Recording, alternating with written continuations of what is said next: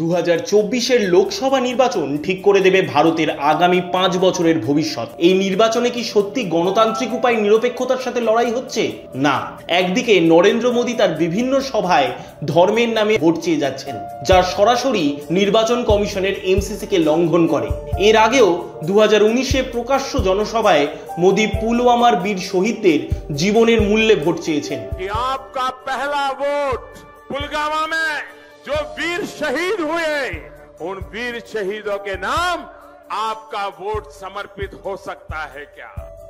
এমসিসিতে যেখানে পরিষ্কার বলা আছে ভোটের মুখে কোনো রকম নির্বাচনী জনসভায় দেশের কোনো রকম সামরিক সম্পদ যাতায়াত ব্যবস্থা রূপে ব্যবহার করা যাবে না, সেখানে মোদী দুদিন আগে অন্ধ্রপ্রদেশের পালনাড়ু অঞ্চলে র্যালিতে আসছেন ভারতীয় বায়ুসেনার হেলিকপ্টারে চড়ে।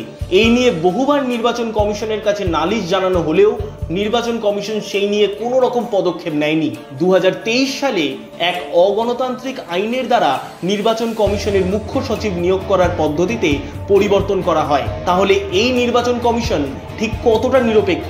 আর এই সব বিষয় নিয়ে দেশের সিংহভাগ মিডিয়া চ্যানেলগুলোর মুখও বন্ধ।